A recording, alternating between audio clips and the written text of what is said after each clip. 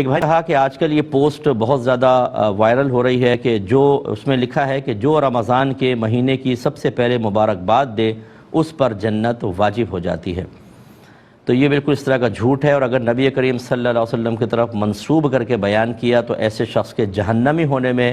اس وقت تک کوئی شبہ نہیں کہ جب تک وہ اس پہ توبہ نہ کر لے، کیونکہ نبی کریم صلی اللہ علیہ وسلم نے واضح فرمایا کہ جس نے مجھ پر جان بوجھ کر جھوٹ منسوب کیا وہ اپنا ٹھکانہ جہنم میں بنا لے، یعنی اس کا ٹھکانہ جہنم ہے۔ تو یہ جھوٹی حدیثیں گھڑ کر اس طرح بھیجنا اور اس پہ خوش ہونا کہ میں نے بھیجی تھی، اتنے لاکھوں لوگوں نے اس کو آگے کر دیا، یہ خوش ہونے کا وقت نہیں ہے، یہ مقام فکر ہے، یہ خوف کا وقت ہے، ڈر جانے کا وقت ہے، اس لیے کہ آپ کے جھوٹ اور آپ کے گناہ کو لاکھوں لوگوں نے دیکھ لیا اور لاکھوں لوگوں تک پہنچا۔ جہاں جہاں پہنچے گا آپ کے لیے گناہ جاریہ،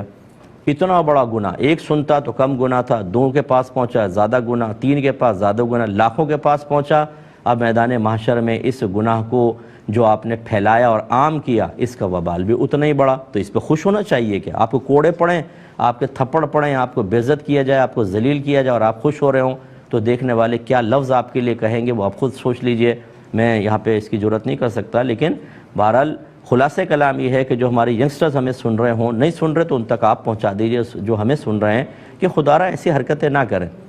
اس سے کوئی جنت وغیرہ واجب نہیں ہوتی۔ اور دوسری صورتحال یہ ہے کہ قرآن میں ساری تعلیمات موجود ہے، جنت کا راستہ بتایا گیا، حدیث میں موجود ہے، اکابرین کی کتابوں میں موجود ہے، ہم علماء بھی بیان کرتے ہیں، لیکن ہمارا مسلمان ان چیزوں کو اختیار نہیں کرنا چاہتا، کیونکہ یہ روٹ بہت لمبا ہے، اس میں مشقت ہے، اس میں نفسانی خواہشات کو قربان کرنا پڑے گا، اس میں ذاتی مفادات کو چھوڑنا پڑے گا۔ ہمیں چاہیے شارٹ کٹ، ایک لفظ کہیں جنت مل جائے،